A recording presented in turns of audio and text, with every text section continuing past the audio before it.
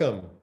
Thank you. I'm so glad to be here today. And Jon and Soren, thank you so much for this. It's been my lifeline during this time. Where are you calling from? Atlanta, Georgia, Yep. USA.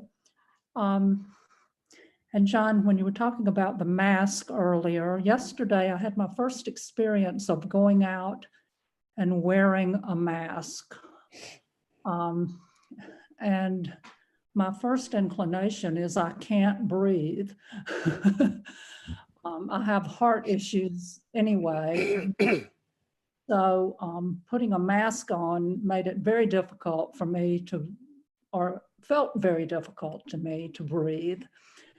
And then I came home yesterday after that and was welcomed to this video that we're showing in the States and probably all over the world of this man being held down by a knee. And, I saw it. And being said, and him saying, I can't breathe. Yeah. And just knowing. And he died. And he died. He was murdered. Yes. By the police. It just brought me to a whole different level of what breath is and breathing is. And I practiced your practices for 20 years. I'm a therapist and have used it with people. But I found in the last 24 hours the most difficulty I've ever had with breathing. And to bring that back to where you use it and how to center on that when you're in the midst of not being able to catch a breath or being able to breathe with a mask on. I know we all are going to be experiencing that. That's right. And I'm not an anxious person by nature, but I even felt anxiety yesterday in my own inability to really breathe. And I wish you would speak to that about how that's impacting us and how it will impact, you know, children that we're requiring to put a mask on now and everyone wearing a mask all over the world. Yeah.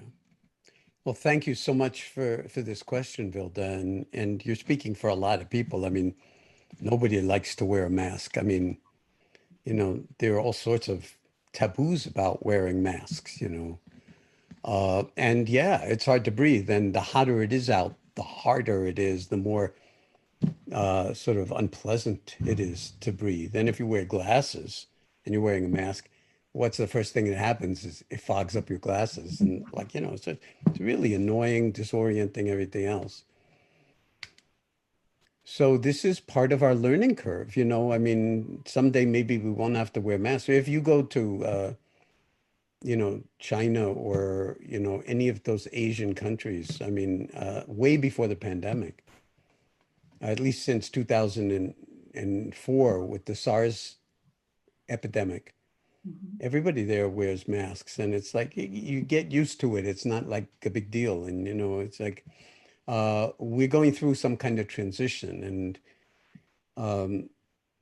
and some people think it's a conspiracy, you know, that it's kind of like a communist conspiracy, or you know, it's like I don't know, a conspiracy to take away our freedom as Americans, or you know, there's a million different narratives around this thing. But what they understand about the transmission of this virus, this respiratory virus, and it has to do with droplets that stay in the air, especially indoors. You get close to somebody, it's really wise to have a mask on for their protection as well as for your own. I just had that conversation with an Amazon Prime delivery person truck who was delivering to a neighbor. And she, you know, I'm on the porch and she said something about like, oh, I'm not wearing a mask because of my asthma, but usually I am, but I was keeping it a distance, so I didn't feel I needed it. But she just spontaneously said that. We're all having trouble with that one. Mm-hmm. And yeah, not being able to breathe. But of course, that's what the virus does, is it like, you know, 9 weeks on a respirator. Right. So the challenge for people who are in some sense in a more at-risk, high-risk, group for whatever reason, because of heart concerns or because of some other condition or just because of the condition of being older. But a lot of young people are dying too from this and they can't breathe either. It's like, it's a nightmare. It is a nightmare. And we're trying to actually navigate through the nightmare and doing, commonsensical things, washing our hands, covering, our mouths and noses when we're close to people, and mostly keeping a distance. And it's not magically going away because the United States is, whoa, opening up because our economy is like, you know, in the pits of hell, and and so many people are suffering, and usually the people who are suffering the most are the people who are doing the necessary work for everybody else who is like able to do this kind of stuff online. Well, and we've So, opened up in Georgia and we are now experiencing an uprise again.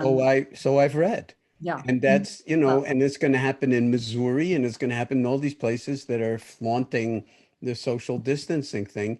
And it's like, well, how much does it take to learn, and how many people does it take to die for us to learn too? Yeah. And people are saying 100,000 people, that's no big deal because that many people died the last time we had some, flu a couple of years ago or something like that. But it's nowhere near the same. No. And, you know, and a lot of this has to do with like everybody's trying to shift the blame for this to someplace else.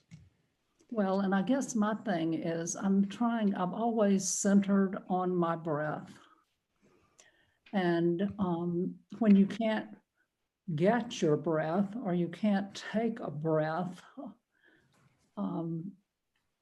it makes it very difficult to me. Do you have any suggestions or directions of how else to center when that has been your centering Yeah, place? I have a few, and I'm really glad you asked. And I think this is applicable to a lot of people who try to do it fairly quickly because I know we're past the hour. So one would be when you most want to breathe in, you can try breathing out first. And if you breathe out, then your breath is going to come in no matter what because of the physics of the lungs and the pressure in the outer air and versus the lungs. So that's one thing to do. Another element of it is you can pay attention to anything. The breath is not like the only object of attention. You could pay attention to your whole body, the carriage of your spine coming out of the pelvis, the carriage of your shoulders on the rib cage, anything. The sense of your own heart.